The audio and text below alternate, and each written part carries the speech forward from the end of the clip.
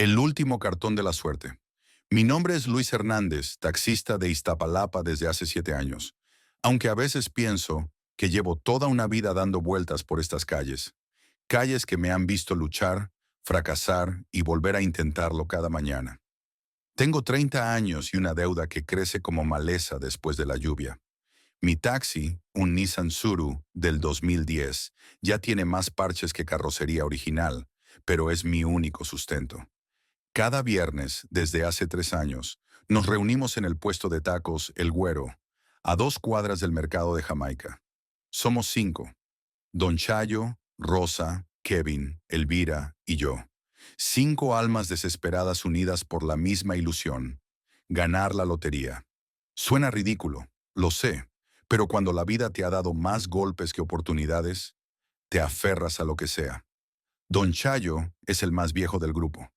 Con sus 64 años a cuestas, ha jugado a la lotería cada semana desde que tenía 20. Sus manos callosas y temblorosas sostienen los boletos con una devoción casi religiosa. Vive solo en un cuarto de azotea en la vecindad La Esperanza.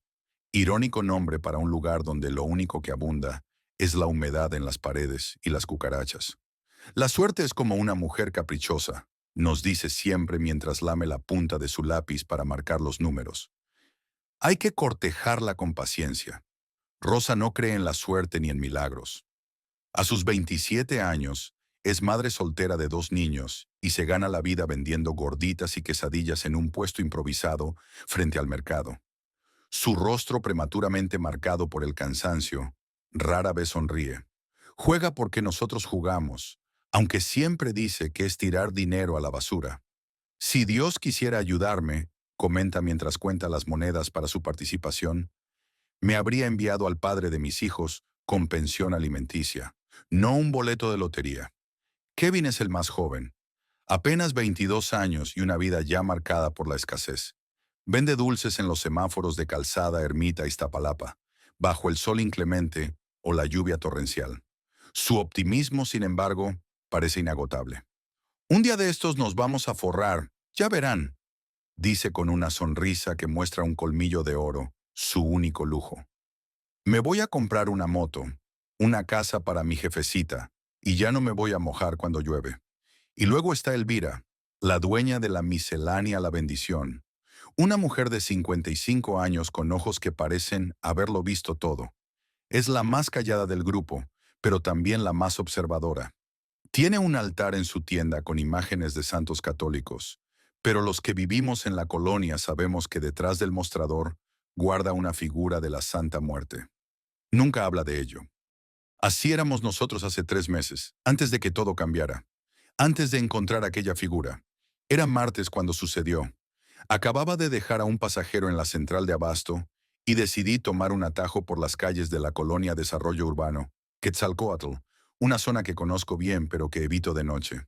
Me detuve frente a un montón de basura que bloqueaba parcialmente la calle. Al bajar para quitarlo del camino, algo brilló entre los desperdicios.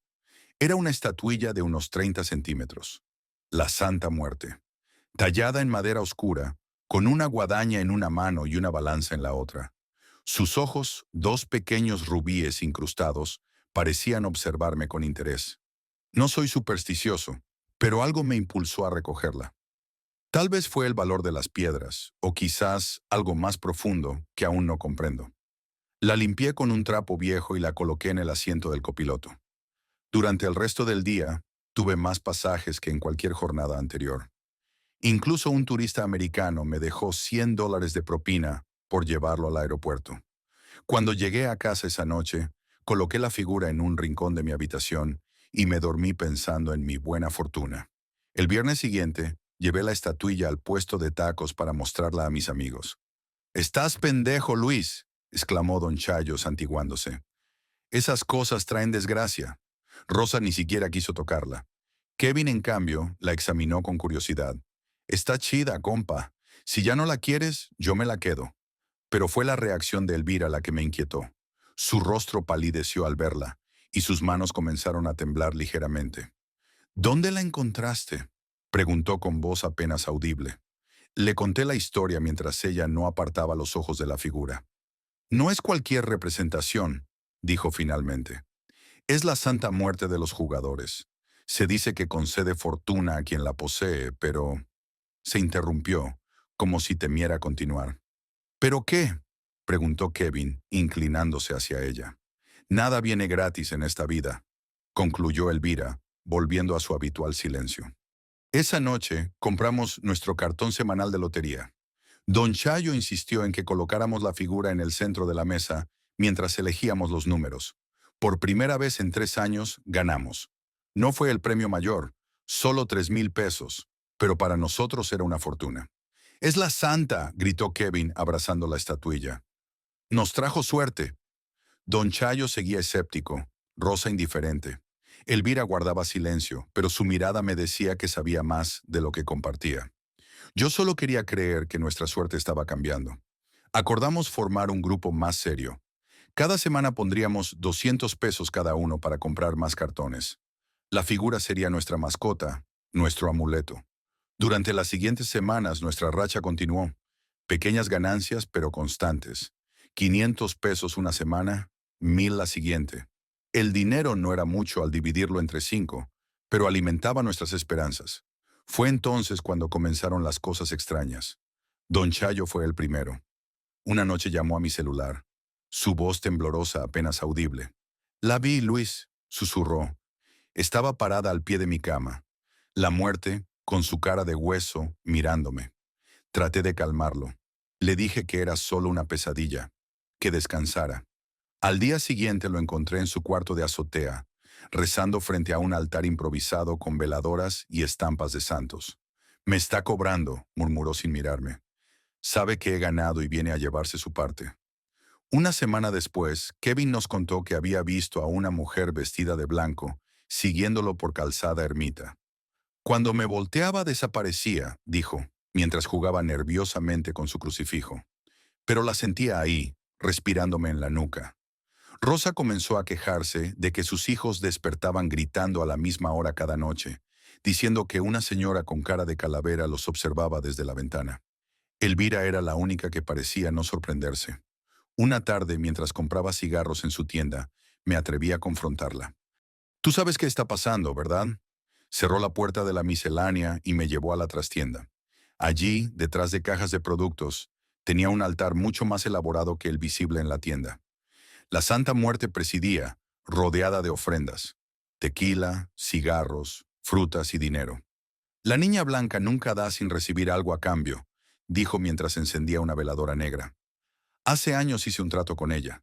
Mi marido me golpeaba. Le pedí que me librara de él». «¿Y qué pasó?», pregunté, aunque temía la respuesta.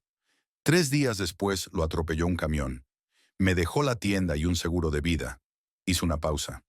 «Pero a cambio, cada año debo llevarle una ofrenda al Panteón de San Lorenzo. Si no lo hago, uno de mis hijos enferma gravemente». «¿Estás diciendo que la estatuilla que encontré...?» «No es coincidencia que la encontraras, Luis. Te eligió. Les está dando suerte, pero pronto querrá su pago». Salí de la tienda con un nudo en el estómago. Esa noche no dormí, pensando en deshacerme de la figura. Pero a la mañana siguiente, la perspectiva de ganar dinero fácil disipó mis temores. «Son supersticiones», me dije. «La gente pobre siempre busca explicaciones místicas para su mala suerte». 2 semanas después jugamos el cartón que lo cambiaría todo. Era un viernes lluvioso. El puesto de tacos El Güero estaba casi vacío.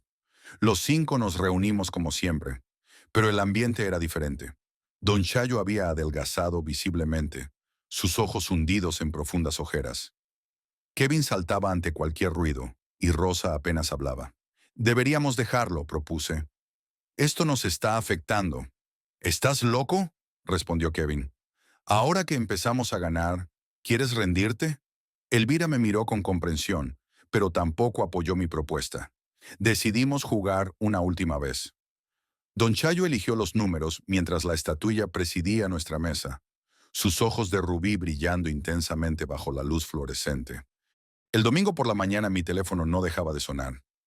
Era Kevin gritando incoherencias. «¡Ganamos, cabrón! ¡Ganamos el gordo!». No lo creí hasta que confirmé los números. Nuestro cartón había acertado el premio mayor, 20 millones de pesos. 4 millones para cada uno. Nos reunimos esa misma tarde en casa de don Chayo. Por primera vez en semanas todos sonreíamos.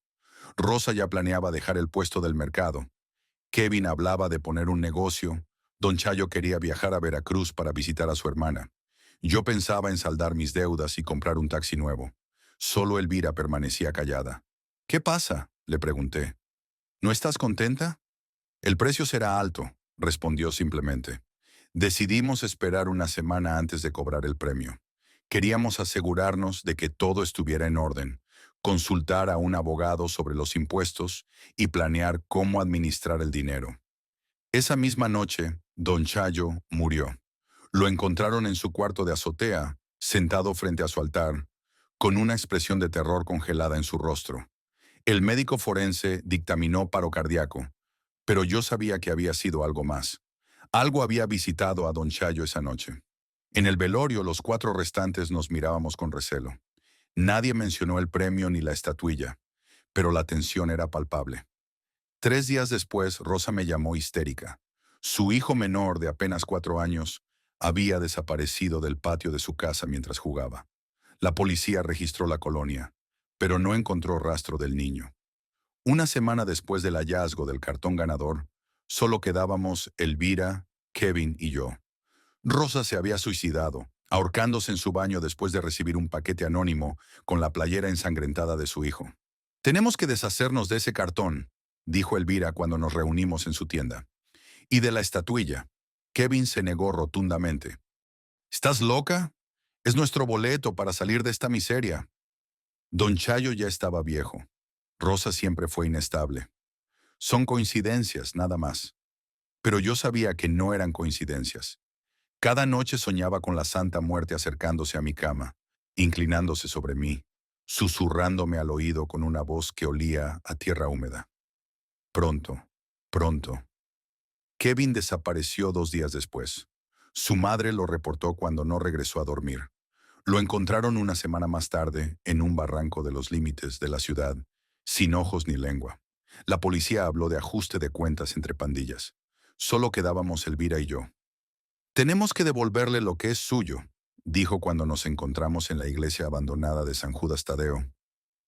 Es la única forma. ¿Devolverle qué? Su estatuilla y renunciar al premio. Me negué inicialmente. 4 muertes por una superstición me parecía absurdo, pero esa noche la vi. No en sueños, sino despierto. Estaba sentado en la mesa de mi cocina cuando la luz parpadeó.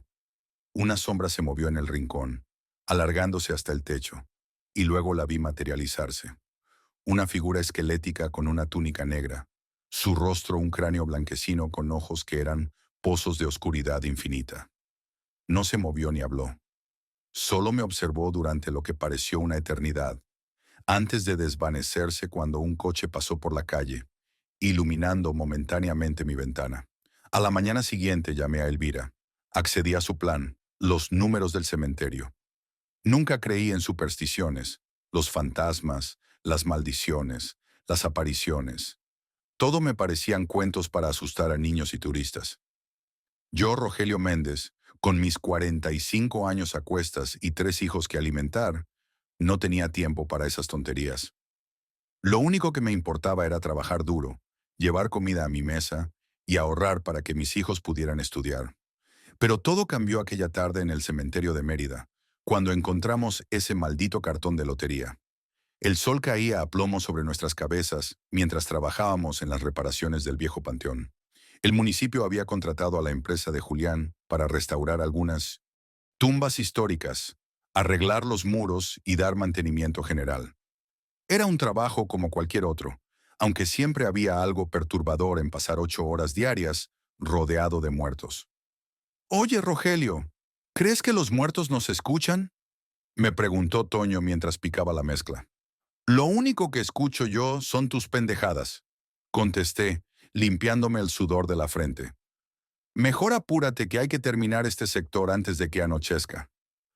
Toño siempre había sido así, supersticioso hasta la médula. Cargaba amuletos, rezaba antes de entrar al panteón y juraba que en su casa había visto sombras moverse por las noches. A veces me daba risa, otras me fastidiaba. Ese día, sin embargo, su paranoia me resultó especialmente molesta. No es broma, compadre, insistió. Mi abuela decía que los muertos se comunican con nosotros cuando quieren algo. Y este lugar tiene algo raro. Julián, que pasaba por ahí supervisando el trabajo, escuchó la conversación y soltó una carcajada. Lo único raro aquí es que les estoy pagando por hora y ustedes están perdiendo el tiempo con cuentos de viejas, dijo revisando su reloj de oro. Necesito que terminen de reparar esa cripta antes de mañana. Se refería a una tumba particularmente deteriorada, con una lápida tan gastada que apenas se podía leer el nombre. Algo Beda, de Montejo, decía, con fechas que se remontaban a finales del siglo XIX. La estructura estaba parcialmente hundida y teníamos que reforzarla antes de restaurar la lápida. Cuando Julián se alejó, Toño y yo nos pusimos a trabajar en la cripta. Removimos parte del concreto deteriorado y comenzamos a excavar alrededor para colocar el nuevo soporte. Fue entonces cuando mi pala golpeó algo que no era tierra ni piedra. «Espera», dije agachándome. «Hay algo aquí». Con cuidado, introduje la mano en el pequeño agujero que había abierto y extraje un pequeño objeto envuelto en un paño deshilachado. Al desenvolverlo, encontramos un viejo cartón de lotería, sorprendentemente bien conservado a pesar de los años. «Mira esto», exclamó Toño con los ojos brillantes. «Es una señal». El cartón tenía 5 números claramente marcados con tinta roja: 7, 13, 24, 36 y 42. En la parte posterior había una pequeña imagen de la Santa Muerte, dibujada con trazo tembloroso. «No seas ridículo», respondí, aunque no pude evitar sentir un escalofrío. «Alguien lo dejó aquí como ofrenda, eso es todo». Pero Toño estaba convencido. Sacó su teléfono y fotografió el cartón. Luego anotó los números en su antebrazo con un marcador. «Voy a jugar estos números», declaró. «Si los muertos quieren comunicarse, yo voy a escuchar». «Pues juégalos tú solo», le dije irritado. «Yo no pienso gastar mi dinero en tonterías». Pero esa noche, mientras cenaba con mis hijos en nuestra pequeña casa en las afueras de Mérida, no pude dejar de pensar en aquellos números.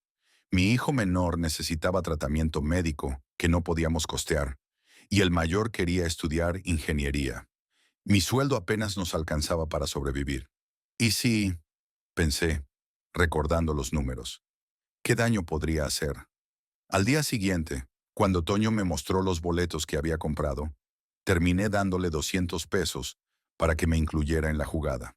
Julián, en un raro gesto de camaradería, también se unió. Para la tarde, 5 trabajadores de la construcción habíamos apostado a los números del cementerio.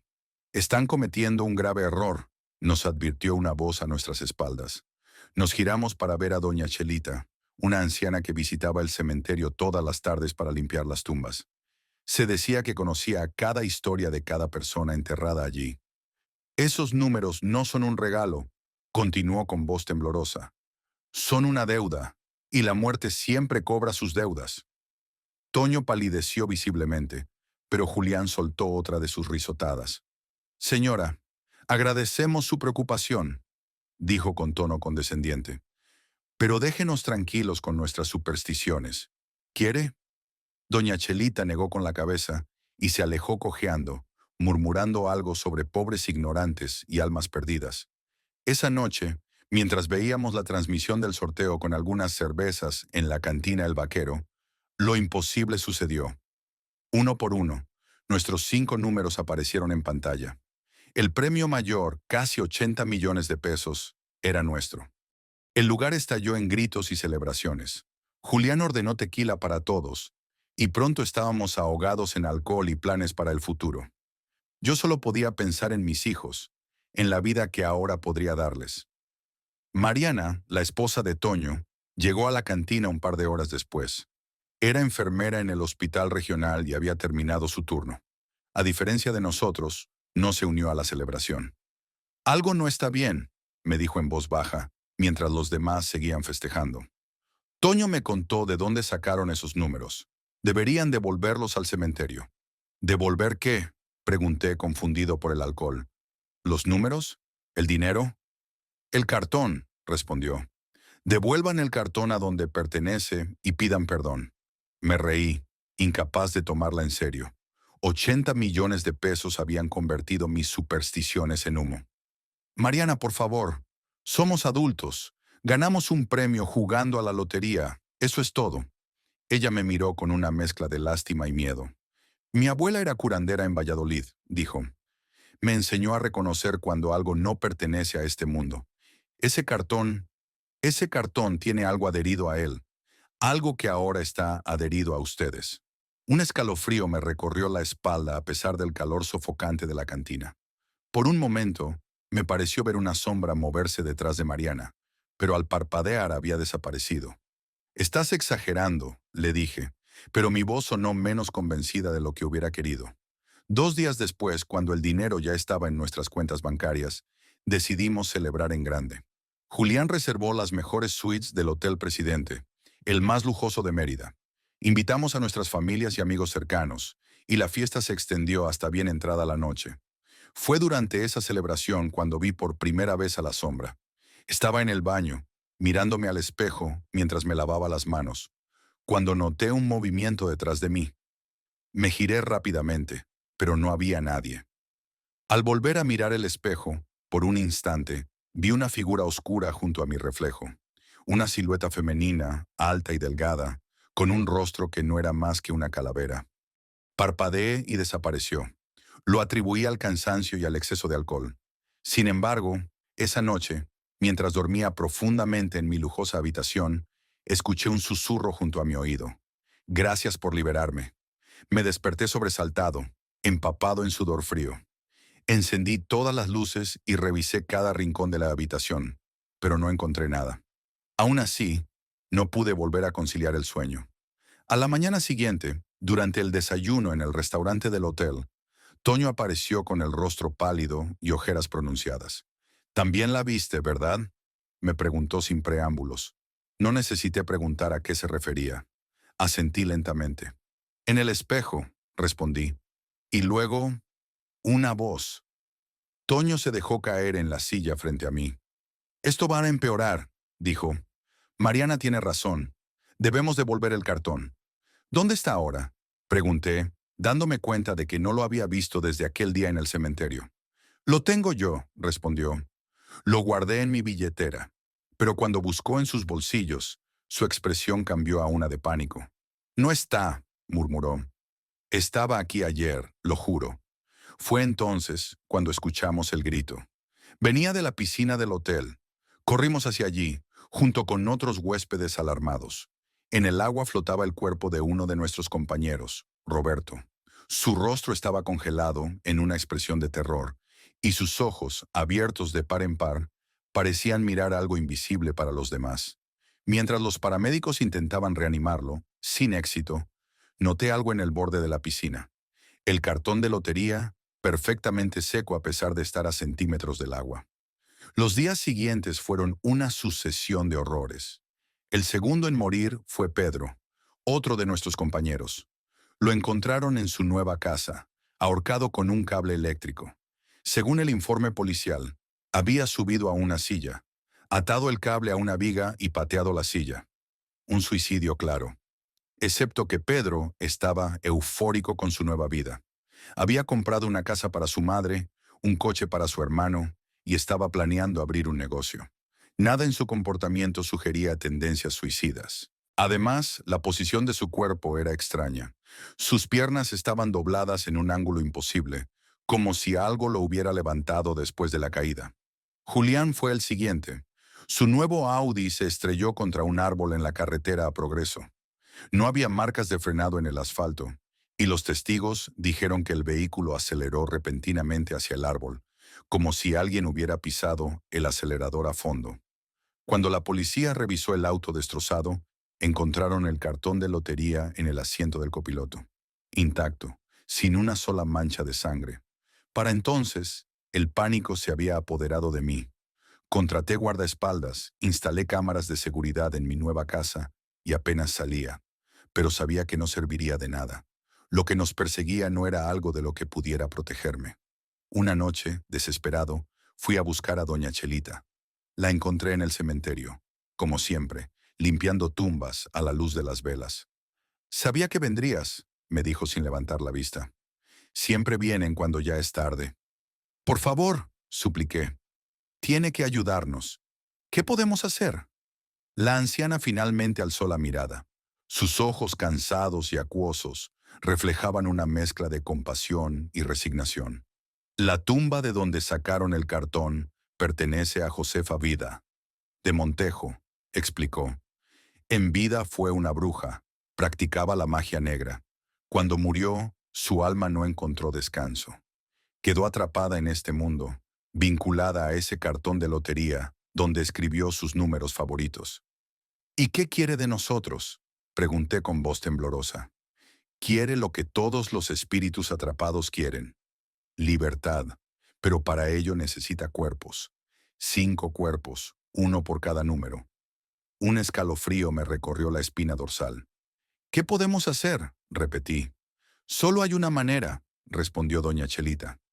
Alguien debe ofrecer su vida voluntariamente, un sacrificio puro, no tomado por la fuerza, y debe hacerse en el lugar correcto, en el momento correcto. ¿Dónde? ¿Cuándo? En el templo maya abandonado, a las afueras de la ciudad, en la noche de luna nueva, que será dentro de 3 días. Salí del cementerio con la cabeza dando vueltas. No podía creer que estuviera considerando semejante locura. Pero mientras manejaba de regreso a casa, vi a la sombra nuevamente. Esta vez no se ocultaba. Estaba sentada en el asiento del copiloto, su rostro cadavérico vuelto hacia mí. «Eres el último», dijo, su voz como un susurro de hojas secas. «Solo faltas tú». Grité y perdí el control del vehículo. Cuando desperté, estaba en el hospital. Tenía una pierna rota y varias costillas fracturadas. Pero estaba vivo, por ahora. Mariana estaba a mi lado cuando abrí los ojos. Su rostro mostraba signos de llanto reciente. «Toño», comenzó a decir, pero se le quebró la voz. «¿Qué pasó?», pregunté, aunque ya lo sabía. «Lo encontraron en nuestro jardín», respondió entre sollozos. Estaba en una posición imposible, como si todos sus huesos se hubieran roto y luego alguien lo hubiera retorcido. Me tapé la cara con las manos, incapaz, el pacto de la feria. La primera vez que la vi fue entre los puestos de una feria ambulante en las afueras de Tepito. Yo, Ramiro Gutiérrez, un simple vendedor de tenis piratas en el mercado más famoso de Ciudad de México. Nunca pensé que mi vida cambiaría para siempre por algo tan insignificante como un juego de lotería. Pero así fue. Era una tarde de noviembre, cuando el calor todavía se resiste a abandonar el asfalto y el olor a comida, sudor y mercancía barata se mezcla en el aire denso del tianguis. Llevaba toda la semana con ventas bajas. Los tenis originales que vendía a precio de ganga no habían encontrado compradores, y mi pequeño puesto apenas daba para mantener a mi familia. «Ramiro, tenemos que hacer algo», me había dicho Carmela esa mañana mientras contábamos los pocos billetes que habíamos ganado. «No alcanza ni para la renta del puesto». Mi esposa siempre fue la voz de la razón en nuestra casa. A sus 47 años, Carmela mantenía una devoción inquebrantable por la Santa Muerte, a quien le rezaba cada noche por protección y prosperidad. Yo, por mi parte, nunca fui muy creyente de esas cosas. Los milagros, si existen, pensaba yo, no estaban hechos para gente como nosotros. «¿Y qué quieres que hagamos, mujer? ¿Que me ponga a bailar en el puesto para atraer clientes?», le respondí con ese humor ácido que me caracteriza. Fue entonces cuando Paco, nuestro hijo, llegó corriendo. A sus 23 años, era un muchacho ambicioso, siempre buscando atajos para conseguir dinero fácil. «Apá, amá, vengan a ver esto», nos llamó con entusiasmo. «Hay una feria nueva por la calle Matamoros. Dicen que trae cosas raras, diferentes a lo de siempre». Tal vez fue la desesperación, o quizás simple curiosidad, pero decidimos cerrar temprano el puesto y acompañar a Paco a la dichosa feria. No teníamos nada que perder después de todo. La feria era pequeña, instalada en un terreno baldío entre 2 edificios derruidos. Apenas contaba con media docena de puestos, uno de algodones de azúcar, otro de tiro al blanco, un carrusel oxidado y un par más de atracciones desvencijadas. Pero había uno que destacaba por su oscuridad, por la manera en que las luces parpadeantes apenas iluminaban el rostro del anciano que lo atendía. Lotería, lotería, lotería de la suerte y del destino. Canturreaba el viejo con una voz que parecía venir de otro tiempo. Vengan y prueben su suerte, si se atreven. Paco, impulsivo como siempre, se acercó primero. Carmela y yo lo seguimos, más para vigilarlo que por interés.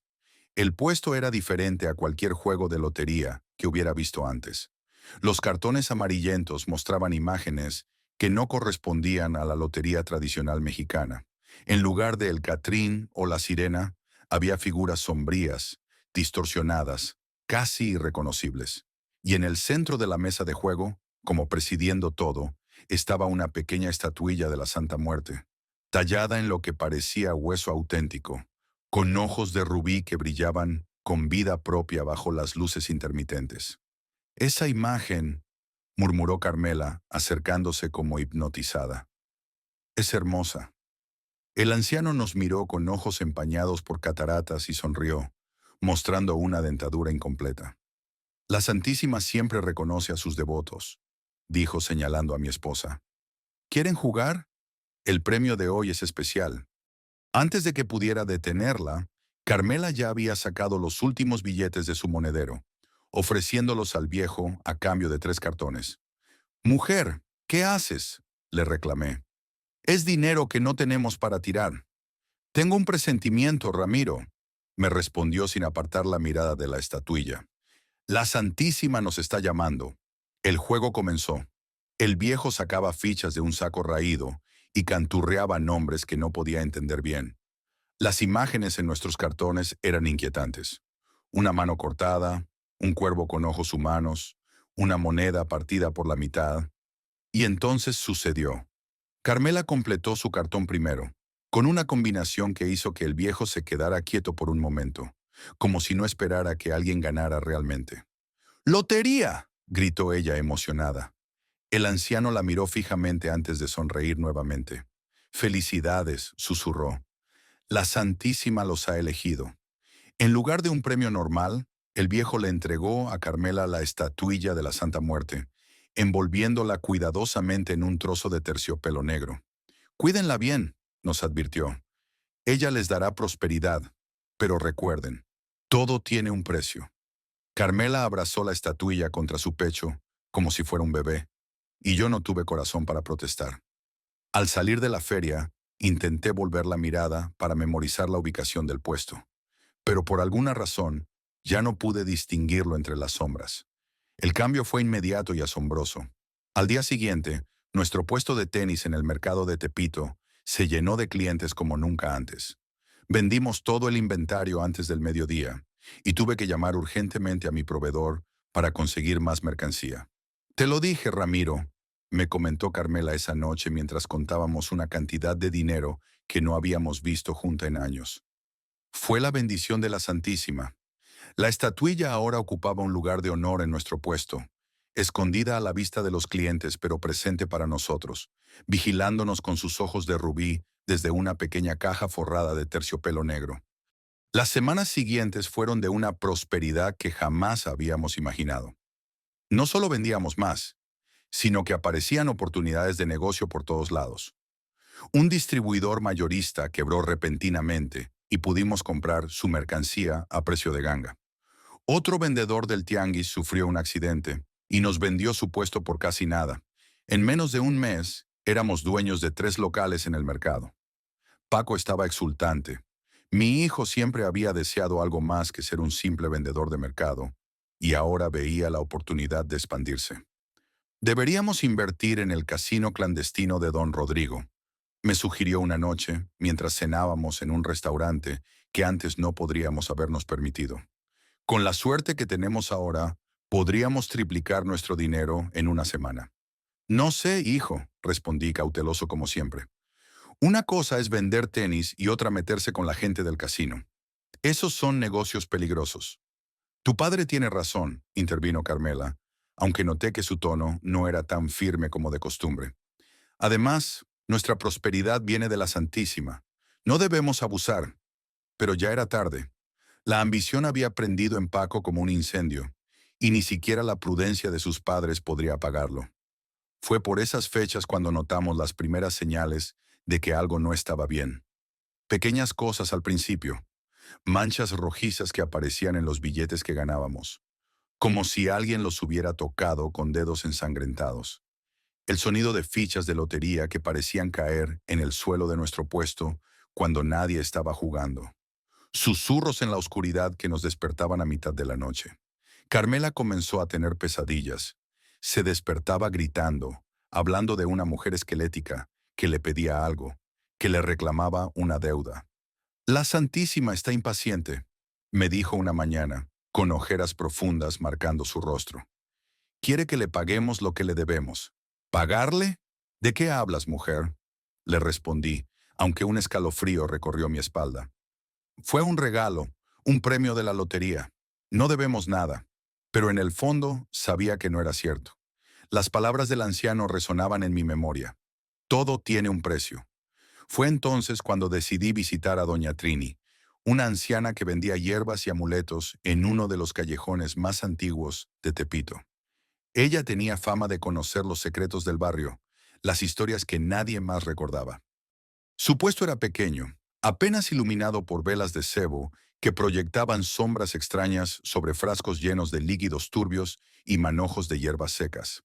La encontré fumando un cigarrillo hecho a mano, con la mirada perdida en el humo que se elevaba hacia el techo. «Te estaba esperando, Ramiro», me dijo sin levantar la vista.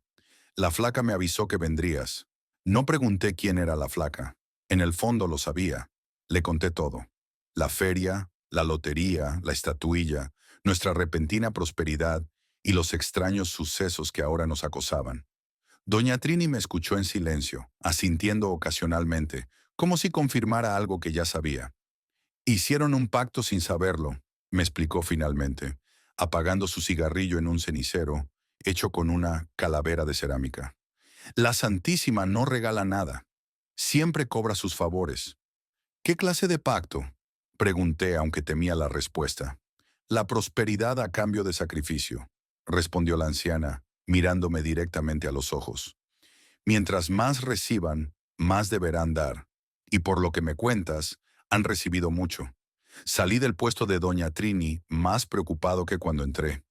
Ella me había dado un amuleto de protección y me había dicho que lo llevara siempre conmigo. Pero sus últimas palabras seguían resonando en mi cabeza como un mal presagio. «Ten cuidado con lo que más amas, Ramiro. A la muerte le gustan los sacrificios que duelen». Esa noche, Paco no regresó a casa. Nos llamó pasada la medianoche, eufórico, diciéndonos que había ganado una fortuna en el casino clandestino de don Rodrigo. Carmela y yo nos miramos, compartiendo un temor que no nos atrevimos a nombrar. «Deberías ir a buscarlo», me dijo mi esposa, retorciendo nerviosamente el borde de su blusa. «Tengo un mal presentimiento. El casino de don Rodrigo operaba en los sótanos de un viejo edificio en los límites de Tepito. Era un lugar conocido por todos en el barrio, pero del que nadie hablaba abiertamente.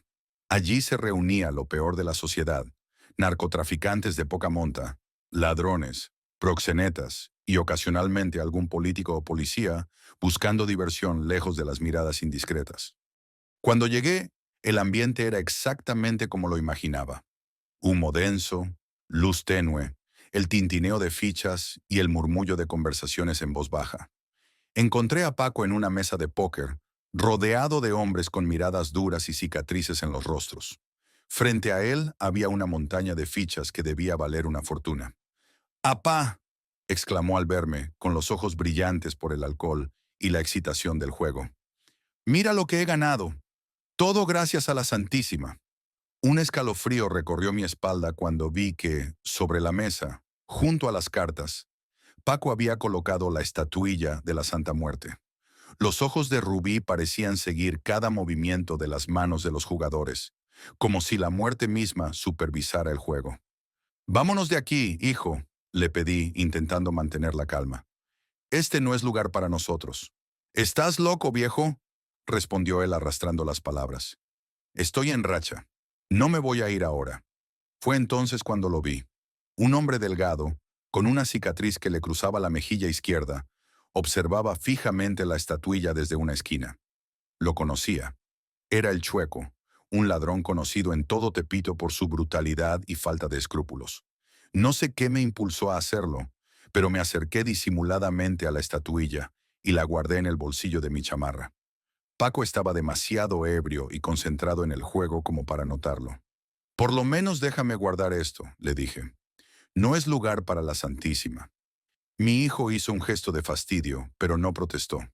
Estaba demasiado ocupado apostando todo lo que había ganado en una última mano, que según él era infalible. Lo perdió todo, por supuesto. En un instante la fortuna que había acumulado desapareció en manos de un hombre de traje que sonreía con dientes de oro. Paco se quedó paralizado, incapaz de creer lo que acababa de suceder. Vámonos, hijo, insistí, tomándolo del brazo. Mañana será otro día. Salimos del casino en silencio, él tambaleándose por el alcohol y la desgracia, yo vigilando constantemente sobre mi hombro, sintiendo la mirada del Chueco clavada en mi espalda. El ataque ocurrió a 2 calles del casino. 3 hombres nos rodearon en un callejón oscuro. El Chueco iba al frente, blandiendo una navaja que brillaba bajo la luz mortecina de una farola. «Dame la estatuilla, viejo», me exigió, apuntando con la navaja hacia mi pecho.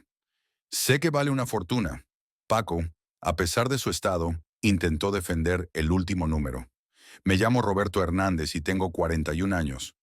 Nunca pensé que mi vida pudiera cambiar tanto en tan poco tiempo. Hace 6 meses, era simplemente el dueño de una pequeña tienda de abarrotes en San Miguel, un pueblo tranquilo de San Luis Potosí, donde nada extraordinario ocurría jamás. Ahora soy el único que queda para contar esta historia. Mi tienda, La Providencia, era más que un negocio. Era la herencia de mi padre y de mi abuelo antes que él. Un lugar donde los vecinos venían no solo a comprar lo necesario, sino también a charlar y ponerse al día con los chismes locales. Pero los últimos años habían sido difíciles. Las grandes cadenas de supermercados empezaron a instalarse en los alrededores, y mi pequeño negocio familiar no podía competir con sus precios. Las deudas se acumulaban y el banco amenazaba con quitarme el local. Cada viernes mis amigos y yo nos reuníamos en la trastienda después de cerrar. Con unas cervezas frías y las esperanzas renovadas, juntábamos nuestro dinero para comprar boletos de lotería. Era un ritual que llevábamos siguiendo durante casi una década, siempre con el mismo resultado: nada. Pero esa noche de viernes, hace exactamente 6 meses, todo cambió. Julia llegó primero, como siempre. A sus 36 años, era una enfermera dedicada en la clínica local y madre soltera de Mateo, un niño de 8 años que era su adoración. Tenía el cabello castaño recogido en una coleta y unas ojeras que revelaban sus largas jornadas de trabajo. Pero sus ojos siempre brillaban con determinación. «¿Qué tal el día, Roberto?», me preguntó mientras se sentaba en la silla desvencijada junto a la pequeña mesa donde hacíamos nuestras cuentas. «Como siempre», respondí, sacando las cervezas del refrigerador. «Apenas lo suficiente para mantener las luces encendidas». «¿Y tú?», Julia suspiró. «Mateo necesita aparato dental. No sé de dónde voy a sacar el dinero». Marco llegó poco después, con su característico aroma a ambientador de taxi y su eterno escepticismo. A sus 39 años, Marco había sido taxista desde que tenía edad para conducir. Conocía cada rincón del pueblo y a casi todos sus habitantes. Nada escapaba a su ojo crítico. «¿Otra vez con la lotería?», preguntó al vernos reunidos. «Ustedes no aprenden, ¿verdad? Las probabilidades de ganar son prácticamente nulas». «Pero existen», contestó Julia con una sonrisa. «Y esa pequeña posibilidad es suficiente para mí». Jimena fue la última en llegar. A sus 33 años era la más joven del grupo y la más extravagante. Vendía perfumes a domicilio, pero su verdadera pasión era la santería. Llevaba un collar con una pequeña figura de la Santa Muerte que nunca se quitaba, y siempre tenía alguna historia extraña que contar sobre rituales y presagios. «Hoy es un buen día», anunció al entrar. «Lo siento en los huesos. Algo va a cambiar». Marco puso los ojos en blanco. «Siempre dices lo mismo, Shimi». Estábamos a punto de juntar nuestro dinero cuando la puerta de la tienda se abrió. Era extraño porque yo había puesto el letrero de cerrado hacía más de una hora. En el umbral apareció un anciano al que nunca había visto antes. Era delgado, casi esquelético, con una piel arrugada como papel viejo y unos ojos profundos que parecían mirar más allá de lo visible. Llevaba un bastón de madera tallada y vestía de manera impecable, con un traje negro que contrastaba con su pelo blanco como la nieve.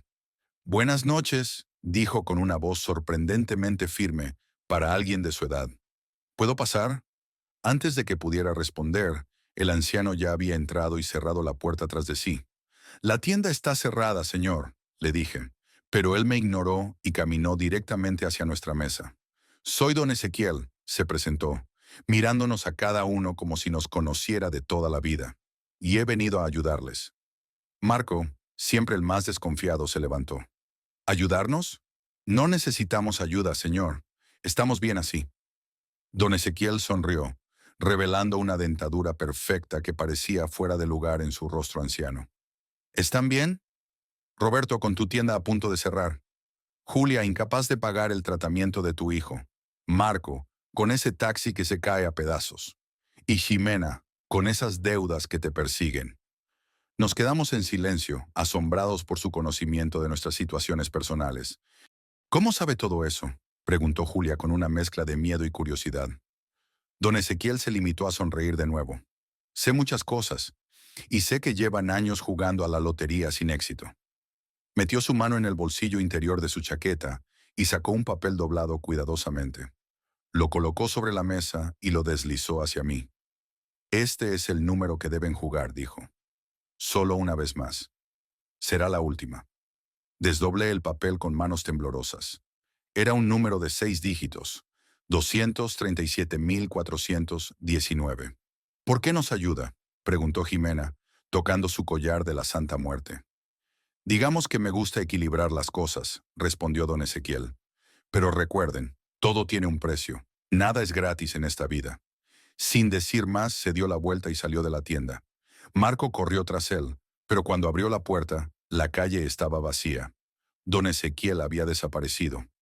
«Esto es una locura», dijo Marco, volviendo a la mesa. «Probablemente sea un viejo loco que anda por ahí asustando a la gente». Pero el papel con el número seguía sobre la mesa, y algo en la seguridad de don Ezequiel me había impactado. «Vamos a jugarlo», dije finalmente. «¿Qué podemos perder?». Julia asintió. Ximena parecía emocionada. Y Marco, aunque reticente, finalmente accedió.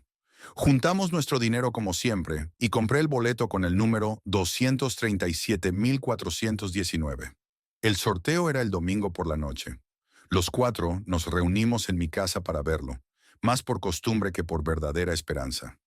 Mateo, el hijo de Julia, estaba con nosotros, jugando con su tablet en el sofá. En la televisión, la presentadora comenzó a sacar las bolas con los números. Primer número, 2. Segundo número, 3. Tercer número, 7. Comenzamos a mirarnos con incredulidad. Cuarto número, 4. Quinto número, 1. Sexto número, 9. El silencio que siguió fue absoluto. Luego, estalló el caos. Julia gritaba. Marco se había quedado paralizado. Ximena lloraba mientras besaba su collar, y yo sentía como si mi corazón fuera a salir de mi pecho. «¡Ganamos!», exclamó Julia, abrazando a Mateo. «¡Ganamos el premio mayor!». Eran 200 millones de pesos, 50 millones para cada uno. Más dinero del que cualquiera de nosotros había soñado jamás. Esa noche celebramos hasta el amanecer. Planeamos lo que haríamos con el dinero, los lugares que visitaríamos, cómo cambiarían nuestras vidas. Pero en medio de la euforia, no recordamos las últimas palabras de don Ezequiel. «Todo tiene un precio». Al día siguiente, los 4 fuimos a la capital para cobrar el premio. El proceso fue más rápido de lo que esperábamos. Nos tomaron fotos, firmamos documentos y nos aseguraron que el dinero estaría en nuestras cuentas en las próximas 48 horas. Salimos de las oficinas de la lotería sintiéndonos como si estuviéramos flotando. Decidimos celebrar con una comida en un restaurante lujoso. Pedimos champán y los platos más caros del menú. Marco, que había sido el más escéptico, ahora era el más entusiasmado. «Voy a comprar una flota de taxis», decía. «Seré mi propio jefe de verdad». Julia hablaba de mudarse a la ciudad para que Mateo pudiera ir a una mejor escuela. Ximena planeaba abrir su propia tienda de productos esotéricos. Y yo pensaba en cómo salvar mi tienda y expandirla. Estábamos a mitad de la comida cuando Marco se disculpó para ir al baño. No regresó. Después de 20 minutos, fui a buscarlo. El baño estaba vacío. Pregunté a los camareros, pero nadie lo había visto salir. Llamamos a su teléfono, pero solo respondía el buzón de voz. Marco había desaparecido. Contactamos a la policía, pero no parecían muy preocupados. Probablemente está celebrando por su cuenta, dijeron. Denle 24 horas.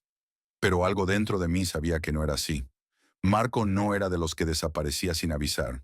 Además, su cartera y su teléfono habían quedado sobre la mesa. Decidimos volver a San Miguel. Durante el viaje de regreso, un silencio incómodo nos envolvió. La alegría de la victoria se había desvanecido, reemplazada por una sensación de inquietud. Al día siguiente, el dinero apareció en nuestras cuentas, tal como nos habían prometido. Pero no hubo noticias de Marco. Pasaron 3 días y cuando estábamos a punto de volver a la capital para insistir con la policía, recibimos la llamada. Habían encontrado el cuerpo de Marco en un callejón cerca del restaurante donde habíamos celebrado. No había signos de violencia, no le habían robado. Según el forense, había muerto de un ataque al corazón. Pero lo más perturbador era la expresión en su rostro. Una sonrisa amplia, casi antinatural, como si hubiera visto algo maravilloso justo antes de morir. El funeral fue una ceremonia sombría. Todo el pueblo asistió, pero nadie mencionó la lotería. Era como si un acuerdo tácito hubiera surgido para no hablar del tema. Después del entierro, Julia, Jimena y yo nos reunimos en mi tienda. El dinero seguía en nuestras cuentas, pero ya no nos atrevíamos a tocarlo. Fue una coincidencia, dijo Julia, aunque su voz temblaba. Marco tenía problemas cardíacos. No tiene nada que ver con la lotería o con ese anciano. Jimena no estaba tan segura. Don Ezequiel dijo que todo tiene un precio. Quizás este es el precio que tenemos que pagar. Decidimos investigar quién era don Ezequiel. Preguntamos por el pueblo, pero nadie parecía conocerlo. Finalmente, el padre Gustavo, el viejo sacerdote de la iglesia local, nos dijo que había habido un Ezequiel Montoya en el pueblo hacía muchos años. Era un hombre peculiar, recordó el padre. Muy rico, pero también muy solitario. Murió sin herederos y su fortuna desapareció misteriosamente. Nos dirigió al cementerio local, donde encontramos la tumba de Ezequiel Montoya. La lápida estaba desgastada por el tiempo, pero aún se podía leer la fecha de su muerte. 1970. Más de 50 años atrás. Esto es imposible, susurró Julia. No puede ser el mismo hombre. Pero Jimena estaba pálida. Es él. Nos dio el número desde el más allá. Regresamos a mi tienda, tratando de darle sentido a todo. Julia decidió que era hora de volver a casa con Mateo. Jimena y yo nos quedamos un rato más, debatiendo qué hacer con el dinero. Deberíamos devolverlo, sugerí, o donarlo a la caridad. Jimena no estaba tan segura. ¿Y si eso empeora las cosas? Don Ezequiel nos lo dio por una razón.